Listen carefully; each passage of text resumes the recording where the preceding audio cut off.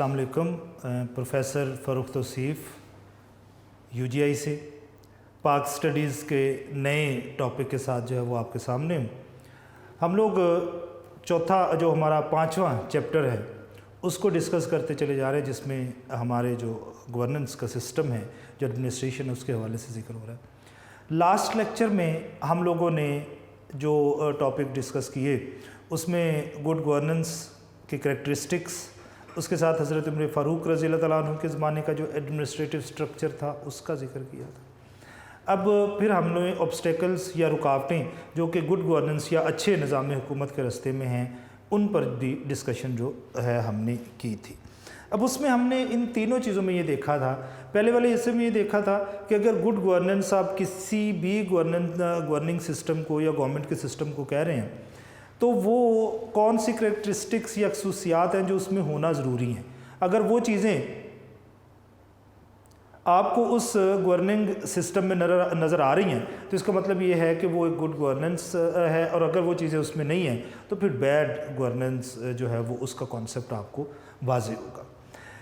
फिर हम लोगों ने हज़रत उमर फ़ारूक रज़ी अल्लाह तआला अन्हु के ज़माने का जिक्र किया था, और उसमें हम लोगों ने ये देखा था कि उन्होंने वो कौन कौन से काम किए हैं जिनकी वजह से उनको जो है वो एक बेहतरीन एडमिनिस्ट्रेटर कंसिडर किया जाता था, बेहतरीन हुक्मरान कंसिडर किया जाता था। मजलिस शूरा के बारे में ज़िक्र किया, मजलिस शूरा को कितने हिस्सों में तकसीम किया इसके बारे में ज़िक्र किया। फिर हम लोगों ने उनकी जो डिफरेंट पॉलिसीज़ हैं जो उन्होंने बनाई, जिसमें लैंड पॉलिसी, रेवेन्यू पॉलिसी, फिर अकाउंटेबिलिटी की पॉलिसी, ये सारा जिक्र जो है हमने किया था। फिर हम लोगों ने ये जिक्र किया था कि अगर गुड गवर्नेंस यहाँ पर हम लोग अप्लाई करना चाहते हैं, इम्प्लीमेंट करना चाहते हैं, अच्छा निज़ाम हुकूमत यहाँ पर हम लोग लागू करना चाहते हैं तो हमें कौन कौन सी रुकावटें फेस करनी पड़ती हैं, और साथ ही साथ हमने उनकी रेमेडीज़ के बारे में, उनके जो हल हैं उनके बारे में भी जिक्र कर रखा है। अब हमने इस चैप्टर के जो फाइनल टॉपिक हैं उनकी तरफ जाना है, और इसमें हमारे पास दो चीज़ें मज़ीद रह गई हैं। एक जो हमारी सूबाई हुकूमत के अहदेदार होते हैं या प्रोविंशियल एग्जेक्टिव्स का जो स्ट्रक्चर है उसके बारे में ज़िक्र करना है। अच्छा, ये जो हुकूमत है ये सेंट्रल गवर्नमेंट, फेडरल गवर्नमेंट या मरकज़ी हुकूमत से मिलती जुलती होती है, थोड़ा सा फ़र्क होता है। इसमें आपको आलमोस्ट सूबे में, प्रोविंस में ये हुकूमत वही काम करती हुई मिलेगी जो काम फेडरल गवर्नमेंट या मरकज़ी हुकूमत जो है वो फेडरेशन में करती है, मरकज़ में बैठकर करती है। फेडरल हुकूमत के पास कुछ महकमे होते हैं, कुछ डिपार्टमेंट्स होते हैं जिनको उन्होंने कंट्रोल करना होता है, कुछ जो है वो प्रोविंस के पास होते हैं, सूबाई हुकूमतों के पास होते हैं, उनको उन्होंने जो है वो देखना होता है, वो हैंडल करते हैं, वो चलाते हैं उनको। और 18वीं तरमीम के बाद तो हमारा ये जो पाकिस्तान है यहाँ पर ज़्यादातर इख्तियारात जो हैं वो प्रोविंशियल गवर्नमेंट के पास चले गए हैं, सूबाई हुकूमत के पास आ गए हैं, अब महदूद हो गए हैं जो सेंट्रल गवर्नमेंट है उसके इख्तियारात। अब हम देखते हैं कि वो कौन कौन सी चीज़ें हैं। यहाँ पर सबसे पहले गवर्नर का जिक्र है। ये जो गवर्नर है ये अपॉइंट किया जाता है by the president of Pakistan. ठीक हो गया, गवर्नर इलेक्ट होके नहीं आता, ये याद रखिएगा कि सूबे का सबसे बड़ा आईनी ओहदेदार कॉन्स्टिट्यूशनल एग्जेक्टिव गवर्नर है, लेकिन ये इलेक्ट होके नहीं आता, इसको नॉमिनेट किया जाता है by the president of Pakistan. ये वफाकी हुकूमत का नुमाइंदा होता है। सूबाई हुकूमत पर चेक एंड बैलेंस रखना ये इसकी ज़िम्मेदारी है, सूबे को चलाने में ये सूबाई हुकूमत की मदद करता है, लेकिन इसका सूबे से ताल्लुक़ नहीं होता, इसको सूबाई हुकूमत नॉमिनेट नहीं करती, इसको नॉमिनेट किया जाता है by the president of Pakistan. अच्छा, अब यहाँ पर ये भी एक डिफरेंस है, प्रेसिडेंट ऑफ पाकिस्तान मरकज़ी हुकूमत का, सेंट्रल गवर्नमेंट का, वफाकी हुकूमत का सबसे बड़ा आईनी ओहदेदार, लेकिन वो इलेक्शन के ज़रिए आता है, इलेक्ट होके आता है, उसको नॉमिनेट नहीं किया जाता। ये सूबे का सबसे बड़ा आईनी ओहदेदार, लेकिन इसको नॉमिनेट किया जाता है by the president of Pakistan, ये इलेक्ट होके नहीं आता, और ये वफाकी हुकूमत के बंदे की तरह काम करता है। अब ये कर क्या सकता है, इसके इख्तियारात क्या हैं? गवर्नर जो होता है वो जब चाहे सूबाई असम्बली का इजलास बुला सकता है। ठीक हो गया?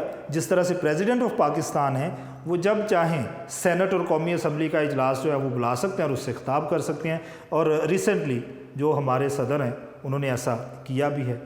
गवर्नर भी ऐसा कर सकता है, प्रोविंशियल असम्बली का इजलास बुला सकता है, उसको एड्रेस कर सकता है, और उसके साथ साथ गवर्नर जो है वो सूबाई हुकूमत को डिक्टेट कर सकता है, उनको मुशावरत प्रोवाइड कर सकता है, उनको गाइडेंस प्रोवाइड कर सकता है डिफरेंट फील्ड्स में। जैसे लॉ बनाने पड़ते हैं, क्योंकि हर सूबे का अपना भी एक कॉन्स्टिट्यूशन है, अपना भी एक आइन है, उसके लिए लॉज बनाने की ज़रूरत पड़ती है, तो वो यहाँ आता है।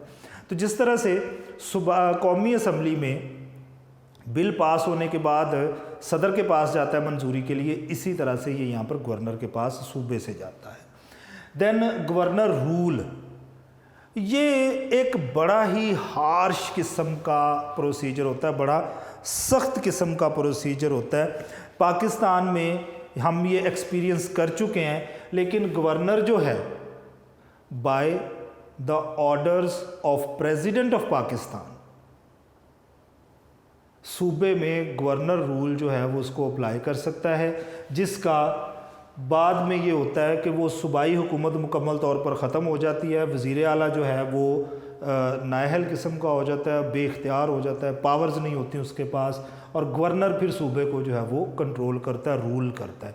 ये सिचुएशन अच्छी नहीं होती है, लेकिन एमरजेंसी की सूरत हाल में, एमरजेंसी अगर सर्कमस्टांसिस या हमें कहीं पर कंडीशंस फेस करनी पड़ती हैं, तो वहाँ पर फिर गवर्नर रूल जो है वो इम्प्लीमेंट करना, वहाँ पर लागू करना जो है वो काफ़ी ज़रूरी हो जाता है। तो ये प्रेसिडेंट ऑफ पाकिस्तान की मर्ज़ी से किसी भी सूबे में वहाँ का जो गवर्नर है वो गवर्नर रूल जो है वो अप्लाई कर सकता है, और फिर गवर्नमेंट जो है वो कम्प्लीटली इसके कब्ज़े में होती है, और यही फिर उसको कंट्रोल भी करता है।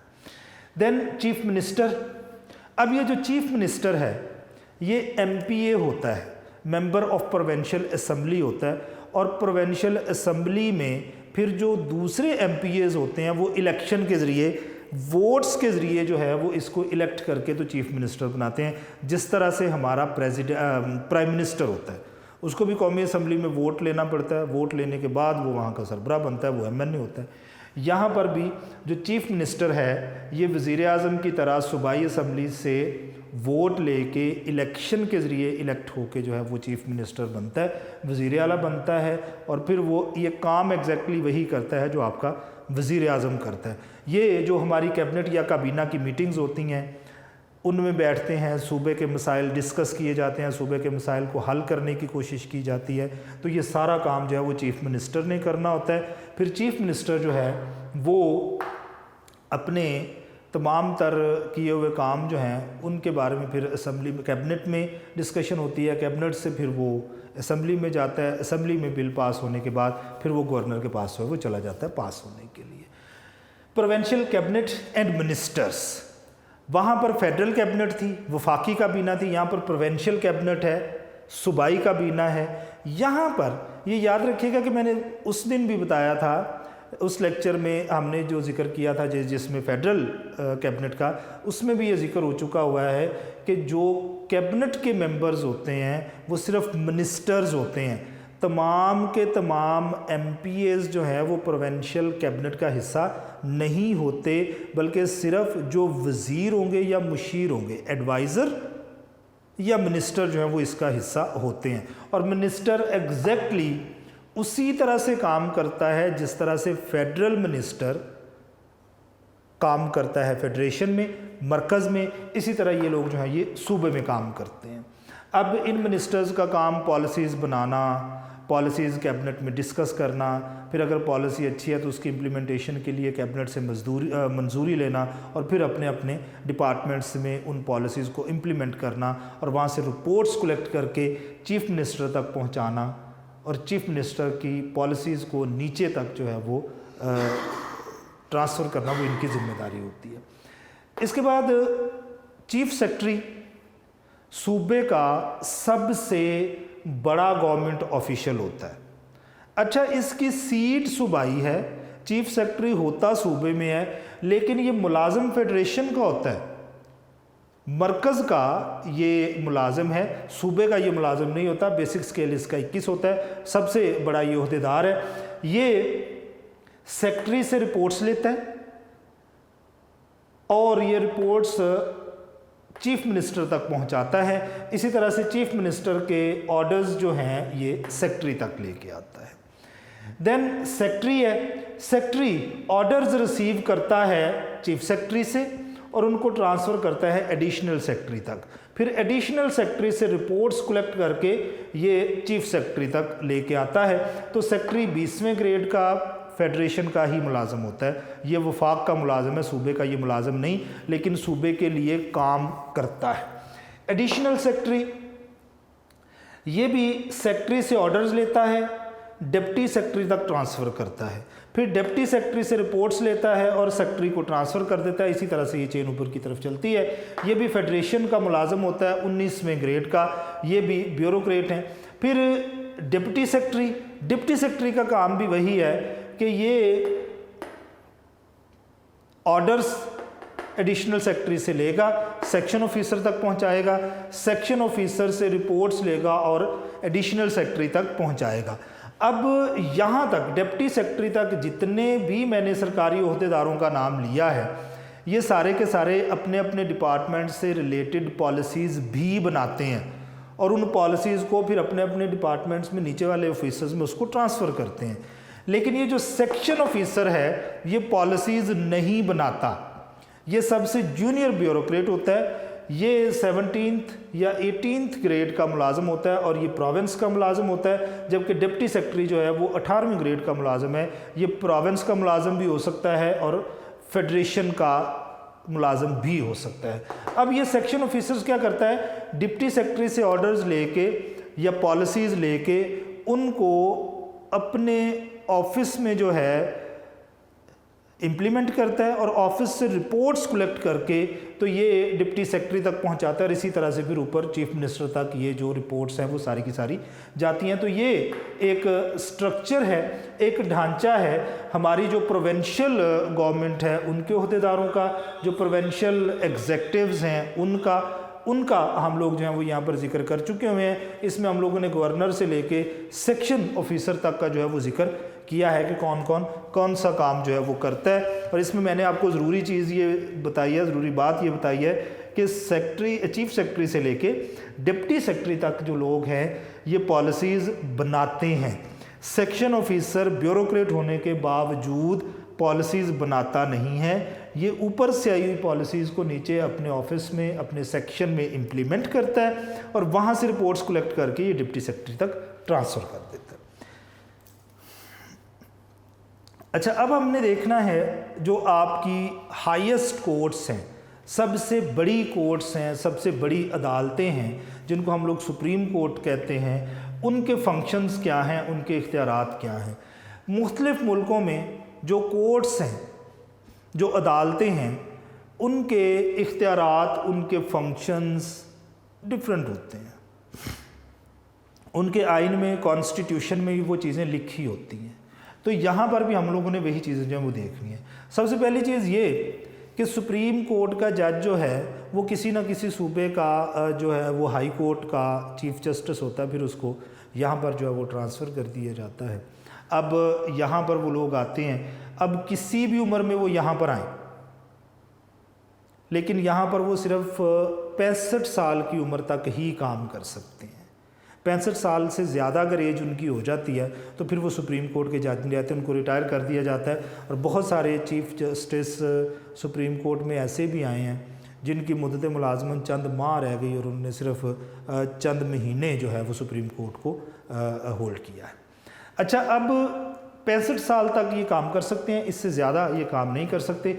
इसके इख्तियारात क्या होते हैं, सबसे पहले हम इसका जिक्र कर लेते हैं।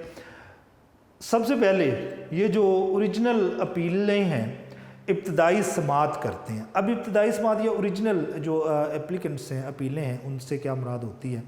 अब देखें, पंजाब और सिंध में कोई डिस्प्यूट है, दोनों सूबे हैं, अलग अलग हैं, अब अगर इनके दरमियान कोई मामला ख़राब हो गया, कोई डिस्प्यूट है, तो क्या ये डिस्प्यूट ये अपनी अदालतों में लेके जाएंगे तो हल हो सकेगा? अगर ये डिस्प्यूट पंजाब की हाई कोर्ट में आएगा तो फिर वहाँ से ये इल्ज़ाम आएगा कि बाइस्ड हैं, पार्शल हैं। सिंध हाई कोर्ट में जाएगा तो हम ये इल्ज़ाम लगाएंगे कि वो पार्शल हैं। तो ऐसी सूरत में सूबों के दरमियान अगर कोई भी डिस्प्यूट है, कोई भी मामला है, तो उसके हल के लिए वो सुप्रीम कोर्ट ऑफ पाकिस्तान से रुजू करेंगे, वहाँ पर अपील दायर करेंगे, उनका मामला हल करने के लिए समाअत करेंगे। अब किसी सूबे को फेडरेशन से कोई मसला है, मरकज़ से कोई मसला हमारा है, कोई डिस्प्यूट हमारा मरकज़ के दरमियान चल रहा है, तो उसके लिए भी हम लोग सुप्रीम कोर्ट से ही रुजू करेंगे, कांटेक्ट करेंगे, और सुप्रीम कोर्ट जो है वो अकॉर्डिंग टू लॉ जो है वो हमारी बातें सुनेगा और उस पर फैसला जो है वो महफूज करेगा। अपेलेंट ज्यूरिस्डिक्शन, अपीलों की समाअत। अब किसी भी सूबे की हाई कोर्ट में कोई फ़ैसला हो गया, लेकिन जो फ़रीक हैं उन दोनों में से किसी भी एक को वो फ़ैसला मंजूर नहीं है, उसकी मर्ज़ी के ख़िलाफ़ हुआ है, और वो ये चाहता है कि मेरा ये केस जो है ये दोबारा सुना जाना चाहिए, लेकिन according to the laws, according to the constitution, दस्तूर के तहत अगर सुप्रीम कोर्ट, अगर हाई कोर्ट ने फ़ैसला दे दिया है तो आप दोबारा से वहाँ नहीं जा सकते, फिर इस फ़ैसले को आप चैलेंज करते हैं सुप्रीम कोर्ट में जाके। तो सुप्रीम कोर्ट हाई कोर्ट के किए हुए जो फ़ैसले हैं उनके अगेंस्ट जो अपीलें हैं उनको भी सुनती है, और अगर फ़ैसला ठीक है तो वो सस्टेन, और अगर फ़ैसला ठीक नहीं है तो फिर इसको चेंज किया जाता है। ठीक हो गया। हाई कोर्ट्स के फ़ैसलों के ख़िलाफ़ लोग अपील कर सकते हैं सुप्रीम कोर्ट में। एडवाइज़री स्टेटस, मशावरती इख्तियारात। हमारा जो सदर ममलकत का ओहदा है उसमें ज़्यादातर जो हमारे पास सदूर गुज़रे हैं, प्रेसिडेंट्स गुज़रे हैं, वो आइन या दस्तूर को कुछ ज़्यादा नहीं समझते थे, क्योंकि इनमें से मोस्टली कानूनदान नहीं थे।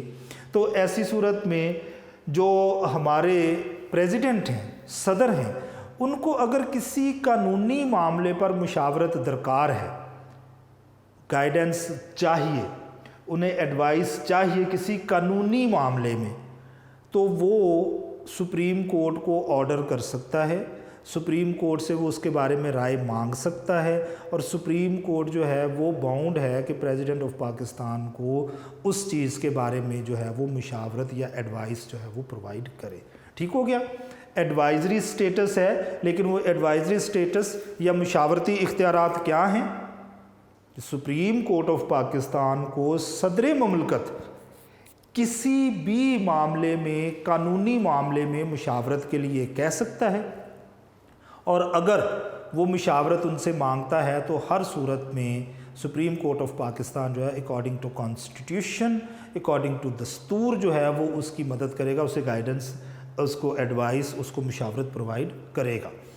देन सुपरवाइजरी अथॉरिटी, निगरानी के इख्तियारात, इनको मातहत अदालतों की निगरानी कहा जाता है। अब सुप्रीम कोर्ट जो है इसके दायरा इख्तियार में चारों सूबों की हाई कोर्ट्स आती हैं, और उसके साथ साथ जो आपका मरकज़ है, फेडरेशन है, कैपिटल एरिया है, टेरिटरी है इस्लामाबाद, उसकी हाई कोर्ट भी जो है वो इन्हीं के इख्तियारात में आती है। तो मातहत अदालतों की निगरानी करना, वहाँ पर कार्रवाई कैसे होती है इसकी निगरानी करना, वहाँ पर जज किस तरह से काम करते हैं ये निगरानी करना, ये सारे का सारा काम जो है वो सुप्रीम कोर्ट ऑफ पाकिस्तान का है। हाई कोर्ट्स वो चाहे चारों सूबों की हैं, चाहे वो हाई कोर्ट जो है वो इस्लामाबाद की है, कैपिटल टेरिटरी की है, उन हाई कोर्ट्स पर नज़र रखना, उनकी निगरानी करना, उनके काम पर नज़र रखना जो है ये इनका जो है वो काम होता है। उनको सुपरवाइज़ करते हैं, उनको किसी भी तरीके में कोई मुशावरत दरकार होती है तो इनसे रजू कर सकते हैं, और अगर इन्हें किसी भी मामले में ये लगता है कि हाई कोर्ट जो है ये मामला जो है वो ख़राब हो रहे हैं वहाँ पर, तो ये फिर उसके ख़िलाफ़ जो है वो एक्शन ले सकते हैं। ठीक हो गया जी। इस लेक्चर में हम लोगों ने डिस्कशन की, सबसे पहले तो जो हमारे सूबाई ओहदेदार हैं, प्रोविंशियल एग्जेक्टिव्स हैं। फिर उसके बाद हमने सुप्रीम कोर्ट के जो फंक्शंस हैं उनका जिक्र किया और फंक्शंस के बारे में हमने डिस्कस किया कि कौन कौन सी चीज़ें जो हैं वो इन फंक्शंस का हिस्सा होती हैं। नेक्स्ट लेक्चर में हम लोग जो हैं वो नए टॉपिक के साथ दोबारा हाजिर होंगे। तब तक के लिए अल्लाह हाफ़िज़।